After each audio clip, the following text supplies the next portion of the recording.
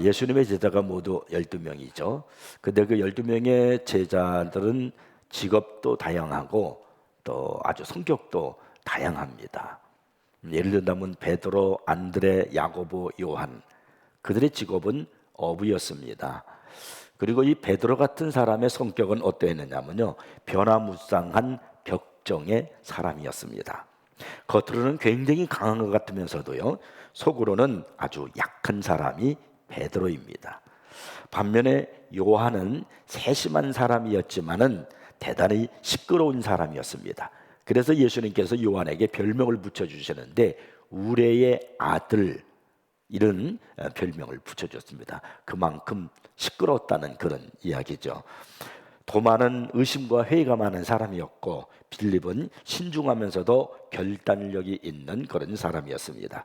마태는 직업이 세리했지만은 그 모든 것을 다 던져버리고 주님을 위해서 희생적 결단을 내린 그런 사람이었습니다. 예수님의 제자 중에서 우리가 기억에 떠오르는 한 사람이 있어요. 그 사람이 누구냐면 바로 가룟 유다입니다. 이 사람은 예수님을 판 사람으로서 기독교 역사 속에서 가장 악한 사람으로 낙인이 찍힌 사람입니다.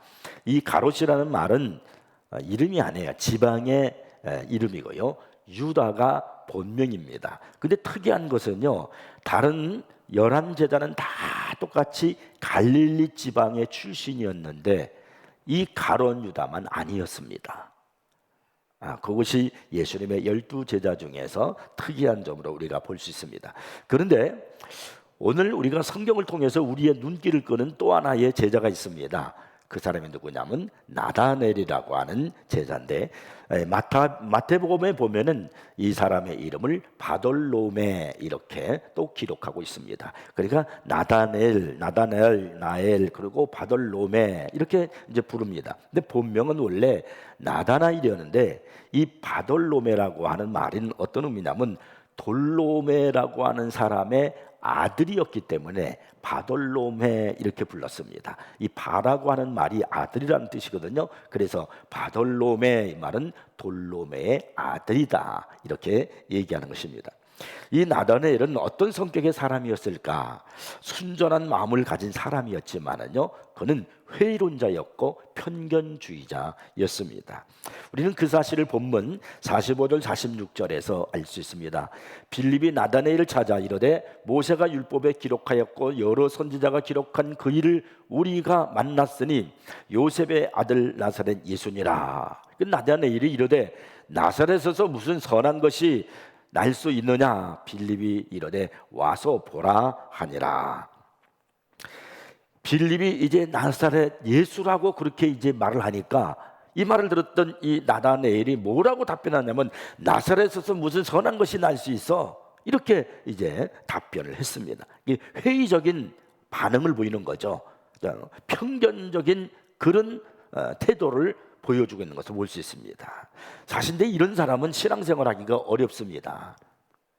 당시 예루살렘 출신의 사람들은 모두가 다 갈릴리 사람, 북쪽의 갈릴리 출신의 사람들을 우습게 봤어요. 이런 태도는 인류의 본성입니다. 어떤 동네는 늘 다른 동네를 후진 동네, 달 동네 뭐 그렇게 말합니다. 그러면서 그 사람들을 우습게 보죠. 그러면 그렇게 멸시당한 사람들은 어떻게 반응할까요?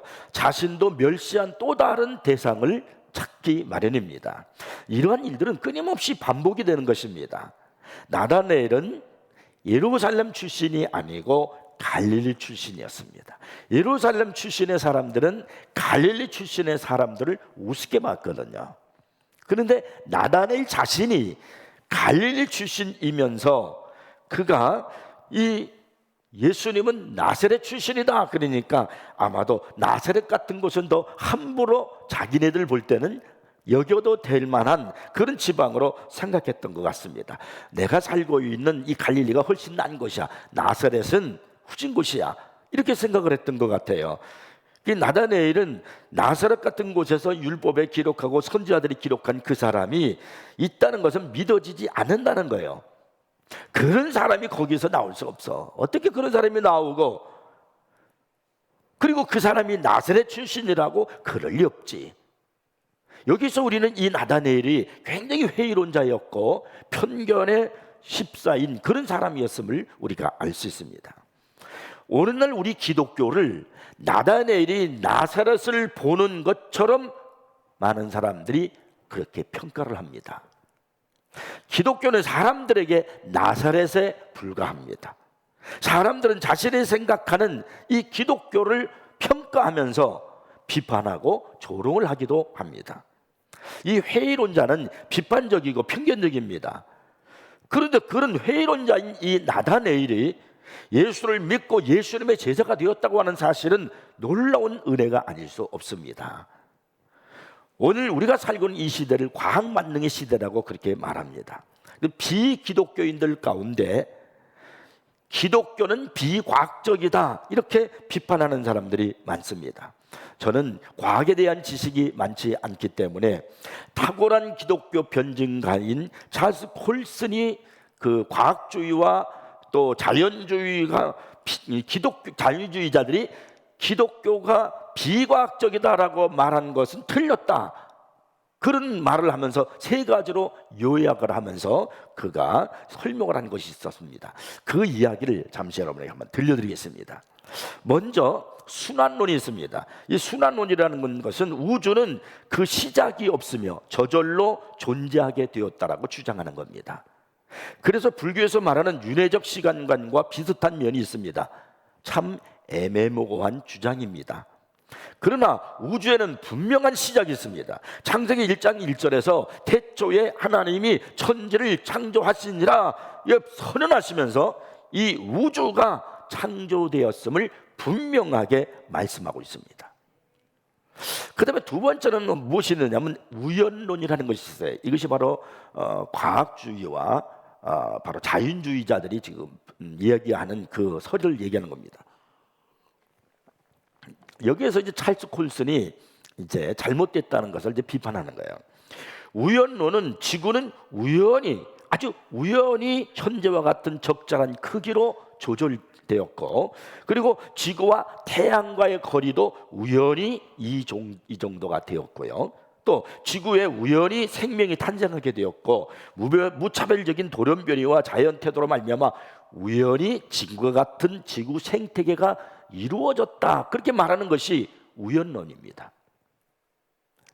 여러분, 지구가 우연히 이루어졌다는 이 말을 이해하시겠습니까? 지금 지구에는 영하 40도 밑으로 내려가는 아주 굉장히 추운 곳이 있습니다. 극지방, 캐나다나 뉴질랜드 같은 데 가보면은 엄청나게 춥죠. 그런데 같은 겨울 날씨에도, 같은 계절에도 적도에 가면은 그 나라들은 온도가 25도에서 30도까지 올라갑니다. 추운 지역이라고 해서 태양과의 거리가 훨씬 더 멀고, 더운 지역이라고 해서 태양과의 거리가 가까워서 그런 것은 결코 아닙니다. 태양과의 거리는 같다고 봐야 됩니다. 중요한 것은 태양빛이 지구를 비치는 그 각도입니다. 태양빛이 직각으로 비치느냐 아니면 빗각으로 비치느냐에 따라서 한쪽은 적도가 되고 또 한쪽은 극지방이 될 수 있는 거예요. 이러한 각도 차이 하나로 생물이 살 수 없는 땅이 되기도 하고 또 열대우림 지역이 형성되기도 하는 것입니다. 그런데 모든 것이 다 우연히 이루어졌다라고 그렇게 말한다면 이해가 갑니까? 만약 지구가 지금보다도 태양 쪽으로 더 가까이, 한 몇 킬로 정도만 더 가까이 온다고 하면은 지구 안에 살고 있는 모든 사람, 모든 생물은 다 타서 죽을 겁니다. 반면에 이 지구가 태양과 몇 킬로미터만 더 멀어진다고 하면은 이 지구 안에 있는 모든 생물은 다 얼어서 죽을 겁니다. 18세기 영국의 신학자 윌리엄 페일리가 우연론에 대하여 아주 적절한 비유를 말한 바가 있습니다. 바닷가 모래톱에 시계가 하나 놓여 있어요. 바닷가 모래톱에. 그런데 누군가가 그 시계를 보면서 이렇게 말할 수 있겠느냐는 거예요. 아, 바다에 철분이 가라앉았다가 저절로 뭉쳐서 철판이 되고, 바람과 파도의 풍화 작용에 의해서 철판이 작게 잘라지고, 멍게가 뜯어먹는 바람에 나사가 만들어지고, 또 유리도 바닷속에서 어떤 성분들이 화학작용에 의해서 만들어졌다가 저절로 이렇게 끼워지고, 아무튼 결정적으로 바람과 파도에 의해서 이 시계가 만들어졌다, 이렇게 말하는 것이 타당하냐? 그렇게 윌리엄 페일리가 말하는 겁니다. 근데 과학의 진화론이 바로 이러한 주장을 하고 있다는 것입니다. 그러면 어떻게 말하는 것이 더 합리적일까요? 어떻게 말하는 것이 더 믿어질 수 있는 말입니까? 누군지는 모르지만은 어떤 사람이 이 물건, 이 시계를 만들었구나, 이렇게 말하는 것이 더 합리적이고 그리고 믿을 만한 생각이 아니겠습니까? 어떻게 이 정교한 광대한 이 우주를 우연히 이루어졌다고 말할 수 있겠습니까? 1960년도에는 빅뱅 이론이 나타나기도 했잖아요. 지구를 비롯하여 우주 만물이 완벽한 위치에서 완벽한 궤도를 그리며 지금도 운행하고 있는 거야. 지금 사람들이 타고 다니는 자동차가 얼마나 많은 사고를 냅니까? 그런데 이 수만 행성이 있는 이 우주에 완벽한 궤도에 의해서 완벽한 자기 위치에서 돌고 있습니다. 이걸 우연이라고 할 수 있겠습니까? 그다음에 이제 세 번째로 돌연변이 이론이 있습니다. 이 돌연변이 이론은요, 생물이 돌연변이에 의해서 진화되어 왔다, 그렇게 말하는 겁니다. 사람의 사상은 그의 행동에 막대한 영향을 끼칩니다. 그러니까 내가 어떤 사상을 가지고 있느냐, 참 중요합니다. 젊은이들, 여러분들이 내가 어떤 책을 가까이 하고 어떤 사람의 이야기를 내가 듣는가 하는 것은요, 내 사상을 만드는 거예요. 굉장히 중요한 겁니다. 그 사람이 어떤 세계관을 갖고 있느냐에 따라서 그 행동이 판이하게 달라지는 겁니다.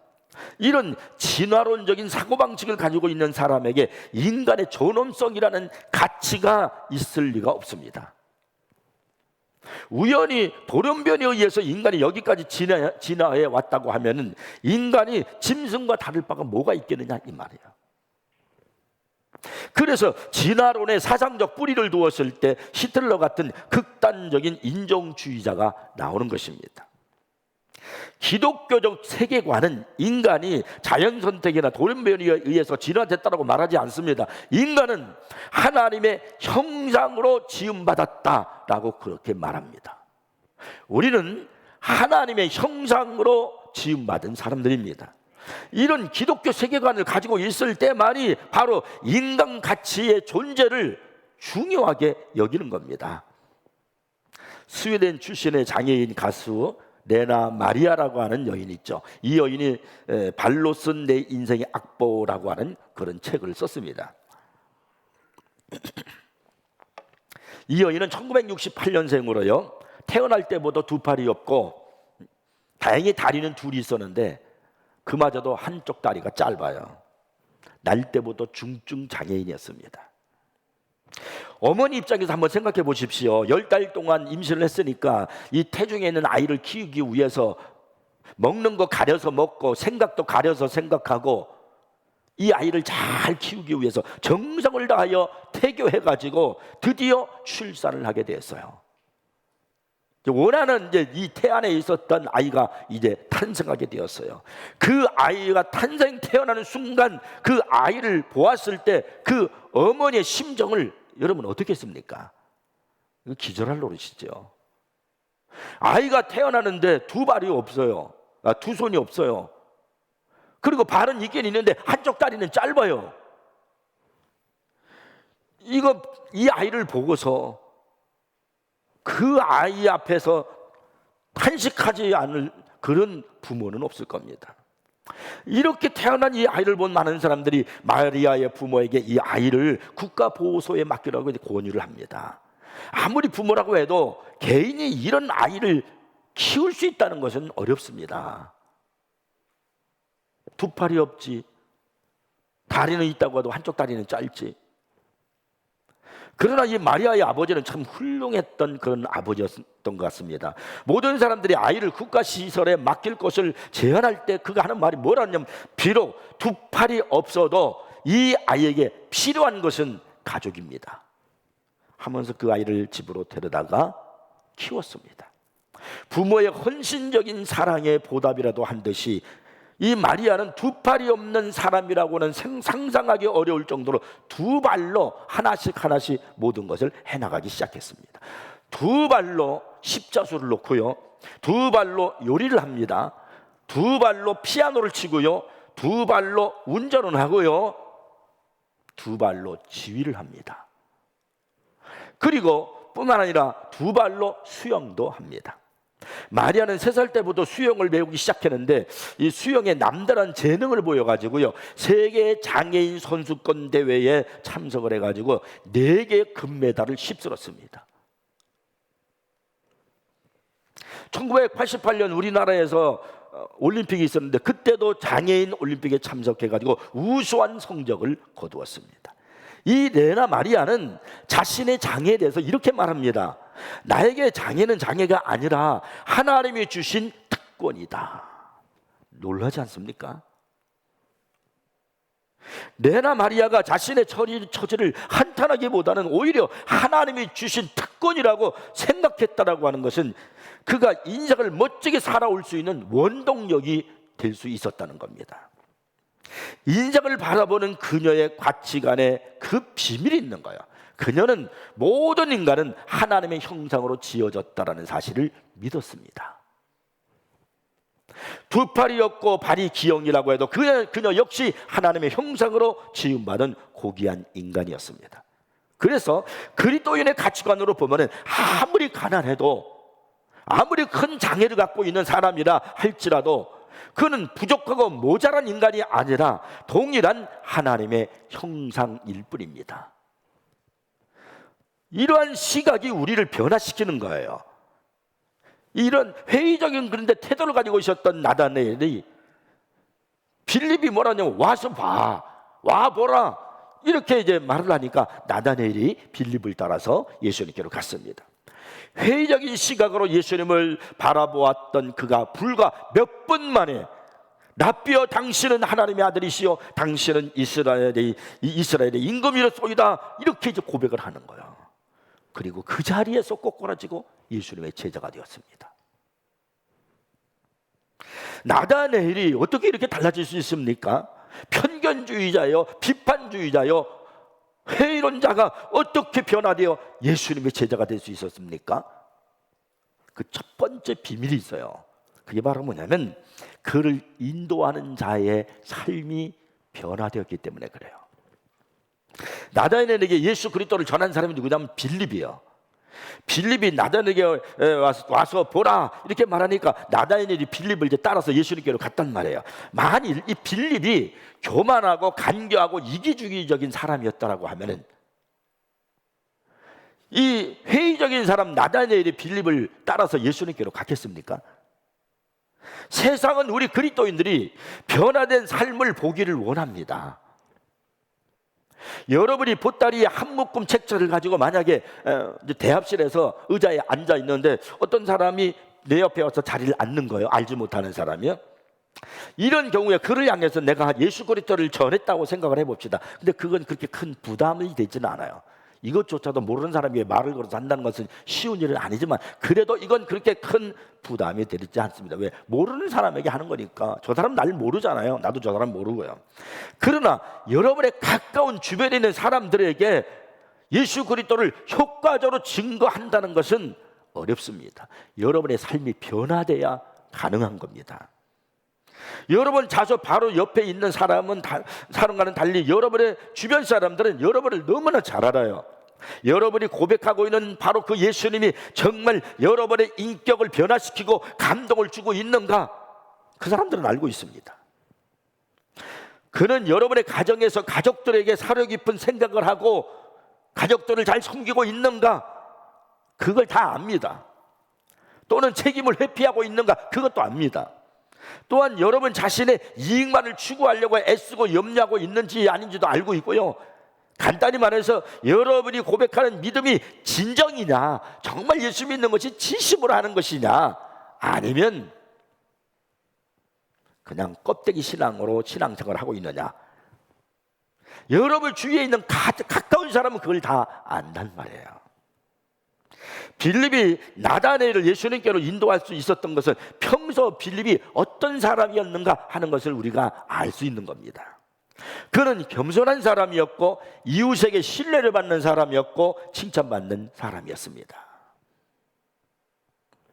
19세기에 유명한 불가지론자 알더스 헉슬리라는 사람이 있는데 한 번은 복음에 깊이 감동을 받은 적이 있다고 합니다. 그는 언젠가 주말에 집에서 열리는 파티에 참석을 했습니다. 그 참석한 손님들 대부분이 주일날 교회에 나가자고 제안을 했어요. 헉슬리에게. 헉슬리는 교회에 갈 생각이 없다고 말했습니다. 그럼에도 그는 매우 단순하고 밝은 믿음을 가진 것으로 알려진 한 평범한 사람에게 접근해서 말을 합니다. 오늘 교회 가시지 말고 대신 여기 집에서 귀하의 그 기독교 신앙이 귀하에게 어떤 의미를 가지고 있고 어째서 그리스도인이 되었는지 저에게 간단히 말씀 좀 해줄 수 있습니까? 그랬더니 그 사람이 하는 말이 저는 그럴 수 없습니다. 선생님은 제 논쟁을 1분 만에 격파할 수 있습니다. 저는 선생님과 논쟁할 만큼 영리하지 못합니다. 그렇게 대답을 했어요. 그런데 헉슬리가 이렇게 말합니다. 전 귀화와 논쟁하고 싶지 않은데요. 다만 이 그리스도가 귀화에게 어떤 의미를 가지고 있는지 그것을 간단히 듣고 싶습니다. 그때 그 사람 집에 머물면서 자기 믿음에 대해서 예수 그리스도가 자기에게 어떤 영향을 주었는가에 대해서 헉슬리에게 말했습니다. 그가 이야기를 다 했을 때 이 명석한 회의론자 헉슬리에게로부터 헉슬리가 두 눈에서 눈물이 뚝뚝 떨어지는 거예요.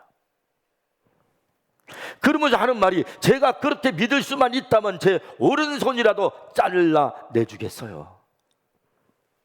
무엇이 그의 마음을 감동시키고 두 눈에 눈물방울이 있게 만들었을까요? 논쟁이 아닙니다.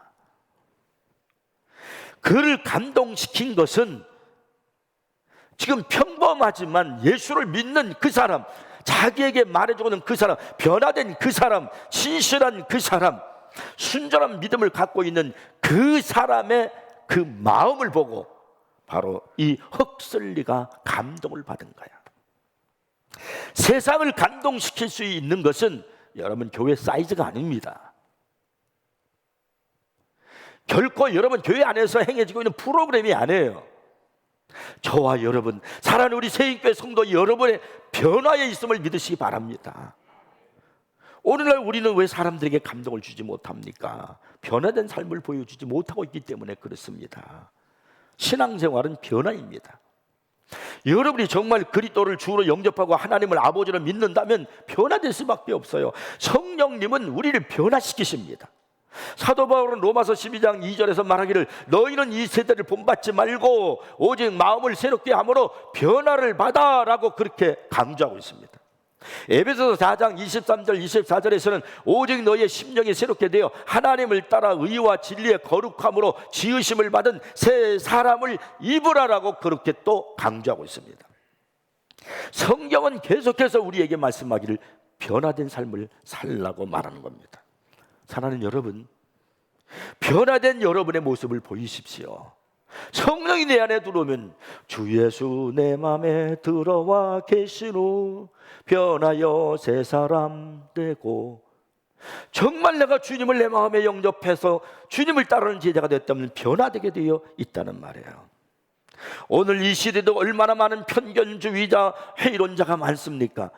기독교를 비판하고 조롱하는 사람들이 얼마나 많습니까? 근데 여러분, 그들을 예수 그리스도께로 영접할 수 있는, 인도할 수 있는 길이 바로 뭐냐면 우리의 변화에 있음을 믿으시기 바랍니다. 오늘 성경에서 우리가 첫 번째로 그 사실을 배우셔야 돼요. 나다네엘이, 회의론자 나다네엘이 예수님의 제자가 될 수 있었던 것은 그를 인도하는 가장 가까이 있었던 빌립의 변화된 그 삶의 모습을 보고 나다네엘이 변화된 거예요. 오늘 나의 변화된 모습을 보일 줄 아는 우리 성도들이 꼭 되기를 축복합니다.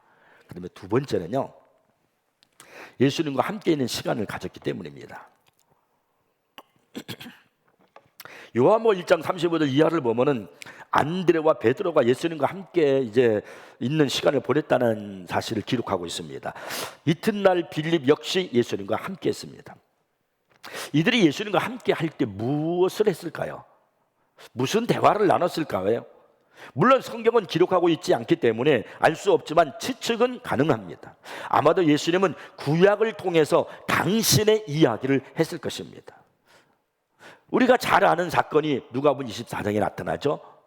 예루살렘에서 엠마오로 내려가는 두 제자가 있었습니다. 예수님이 십자가에 죽으신 후에 큰 근심 걱정이 휩싸여서 절망 가운데 엠마오로 내려가는 그 두 제자가 있었는데 부활하신 예수님이 그들과 동행을 하고 계시는 거예요. 그런데도 이 두 제자는 그분이 예수님인 줄을 알아보질 못했습니다.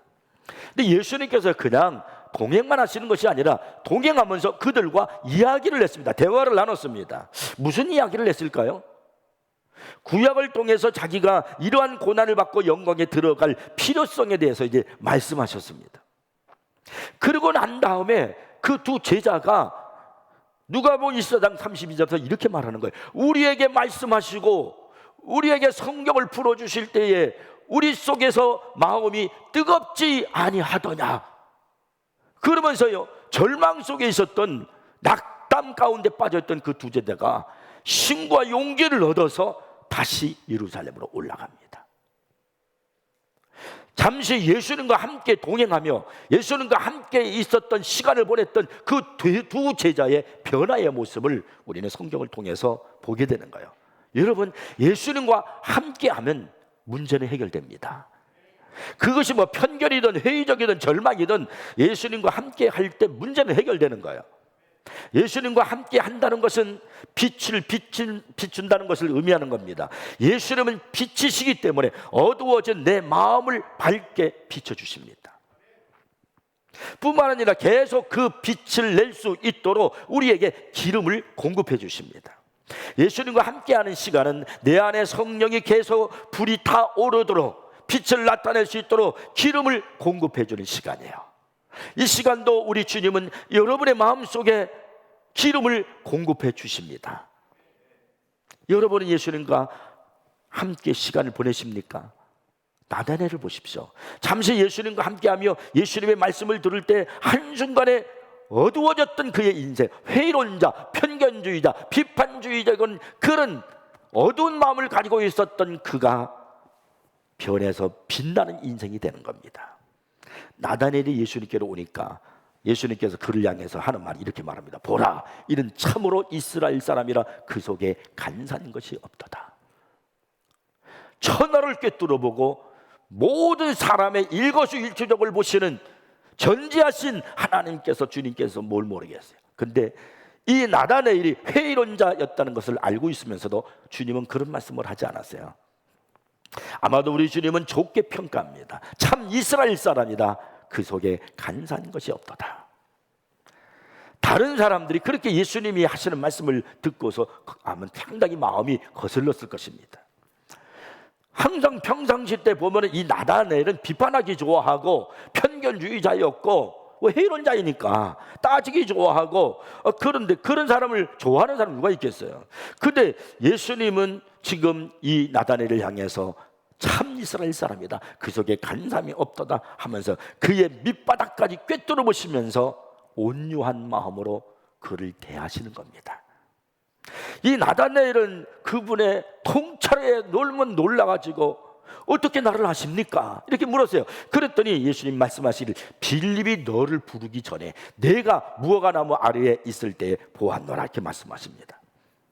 예수님의 이 말 한마디에 랍비여 당신은 하나님의 아들이시요 당신은 이스라엘의 임금이로소이다 라고 말하며 꼬꾸라지는 거예요. 나다넬이 무화과 나무 아래에 있었다는 것은 무엇을 의미하는 것일까요? 이스라엘은 무화과 나무가 참 많고요, 그 무화과 나무는 크게 이렇게 성장을 합니다. 그러다 보니까 더운 지방에서 무화과 나무는 그늘이라는 좋은 안식처와 또 피서를 제공해 주는 거예요. 경건한 이스라엘 백성들은 그곳에 앉아서 그늘 아래 앉아서 기도를 하기도 하고 성경을 읽기도 합니다. 아마 나다넬이 그 무화과 나무 그늘 아래서 기도했을 것 있을지도 모릅니다. 그런데 주님께서 말씀하기를 내가 무화과 나무 아래에 있을 때 보았노라 이렇게 지금 말씀을 하시는 거예요. 전에 나를 만난 경험도 없이 나의 모든 것을 아시는 저분, 나의 장단점을 아시고 무화과 나무 아래서 내가 무엇을 생각하고 있었는지 그것까지도 알고 계시는 그분에 대해서 나다나엘은 자신 앞에 서 계신 그 예수 그리스도가 단순한 평범한 인간이 아니라 전지하신 하나님이라는 사실을 발견한 겁니다. 그래서 말합니다. 랍비여, 당신은 하나님의 아들이시여 당신은 이스라엘의 임금이로소이다 라고 말합니다. 단 몇 번 예수님과 함께 있는데 이렇게 변화되는 것, 이것이 여러분 우리 예수님 안에 있는 은혜입니다. 그러므로 여러분 늘 예수님과 함께하는 시간을 가지십시오. 나다나엘이 어떻게 살다가 죽었는지 성경에 기록되어 있지 않기 때문에 알 수는 없지만 초대교회 1세기의 성경 외의 문서들을 보면 그의 죽음을 기록하고 있습니다. 그의 말년에 브리제에 가서 전도를 했고 또 히에라폴리스, 아르메니아, 또 심지어는 인도까지 가서 복음을 전하는 선교 활동을 했다고 합니다. 어느 날 전도를 하다가 곤봉으로 맞은 일이 있었는데 그런 일이 있은 후에 석 달이 지나서 칼로 온몸에 살갗이 벗겨지는 그런 핍박을 당했습니다. 그리고 십자가에 매달린 채 머리를 떨구고 죽게 되었습니다.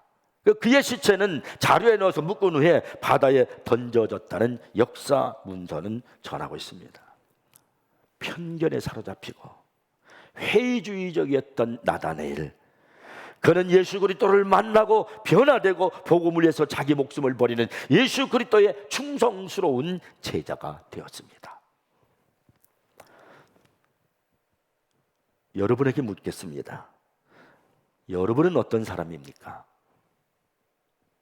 예수님께서 여러 성격의 다른 제자들을 쓰셨습니다. 우리는 다 똑같을 수는 없습니다. 우리 가운데 어떤 사람은 나다나엘 같은 사람도 있을 겁니다. 내 속에 편견이 있을 수도 있고 저항도 의심도 있을 수 있습니다. 그러나 기억하십시오. 주님은 하나님의 형상대로 지음을 받은 여러분 모두를 사랑하신다는 사실 말입니다. 중요한 것은 내가 마음을 여는 거예요. 그리고 예수님과 함께 하는 시간을 내가 갖는 겁니다. 그래서 우리에게도 나다나엘 같은 변화되어서 주님의 충성스러운 제자가 되었던 것처럼 그런 변화되어 나다나엘 같은 제자가 또다시 일으켜지는 그런 은혜와 역사가 있기를 주의로 축복합니다. 그 사람이 바로 당신 여러분이기를 바랍니다. 기도하겠습니다.